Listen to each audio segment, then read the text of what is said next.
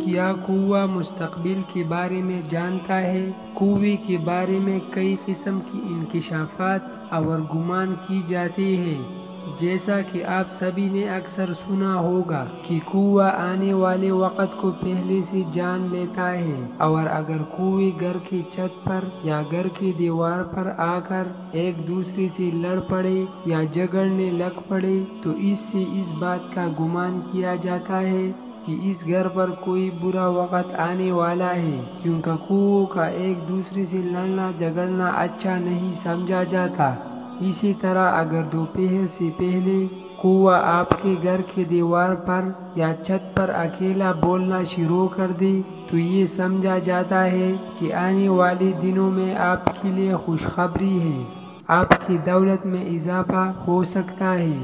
آپ کے روزگار میں اضافہ ہو سکتا ہے، آپ کو خزانہ مل سکتا ہے، آپ کو کوئی بڑی کامیابی مل سکتی ہے، یا بعض لوگ یہ بھی گمان کرتے نظر آتے ہیں کہ اس گھر میں کوئی مہمان آنے والا ہے۔ اگر کوئی کوہ اچانک منہ میں روٹی کا ٹکڑا لے نظر آ جائے تو سمجھے کہ آپ کی کوئی بڑی خواہش پوری ہونے والی ہے۔ اگر کوہ کسی بھی آدمی کے سر پر بیٹھ کر چونچ مار دے تو اس کے دن اچھے آنے والے ہوتے ہیں، اور اگر کوہ اس کے سر پر بیٹھ جائے تو اس کے لیے برا وقت قریب ہوتا ہے۔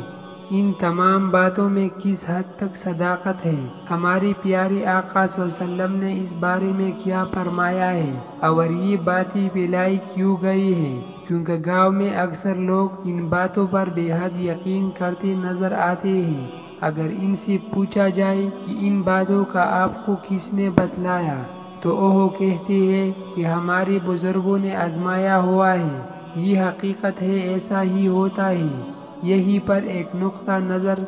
آپ سبھی کے ساتھ یہ بھی شیئر کرتے چلے کہ جیسے کئی لوگوں کا یہ گمان ہے کہ ہمارے بزرگوں کا آزمودہ ہے یا ہمارے بزرگوں نے یہ بات کہی تو سچ کہی۔ اس بارے میں صرف اتنا کہنا چاہوں گا کہ کفار دین حق کا پیغام سن کر اسے اس لیے جھٹلا دیتے ہیں کہ ہمارے باپ دادا اس بات پر عمل کرتے تھے تو ہم بھی یہی کریں گے، اور دین حق کو جھٹلا دیتے ہیں، حالانکہ وہ لوگ سراسر گمراہی کے راستے پر تھے۔ ویسے تو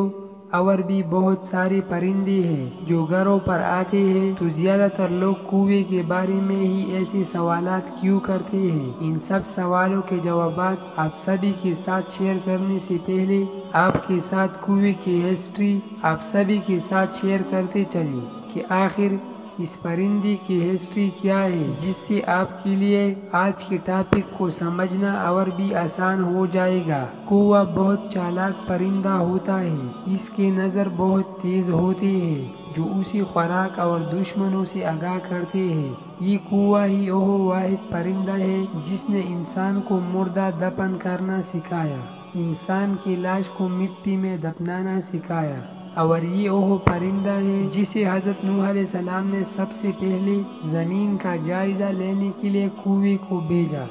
لیکن یہ اس کی بدقسمتی کہی یا کچھ اور، جب اس نے زمین پر مردار دیکھا تو اسی کو کھانے بیٹھ گیا۔ یہی وجہ ہے کہ اسے خوف کی بد دعا دی گئی، اور اسی وجہ سے یہ انسانی آبادی سے ہراساں رہتا ہے، انسانوں سے چوکنا رہتا ہے۔ تو دوستو، یہ تمام تر باتیں کہ کوہ مستقبل دیکھ سکتا ہے یا اس کے کائی کائی کرنے سے کسی کو فائدہ یا نقصان ہو سکتا ہے، تو آپ سبھی کو بتاتے چلے کہ اسلام میں ان تمام تر باتوں کی کوئی اہمیت نہیں ہے۔ موجودہ دور میں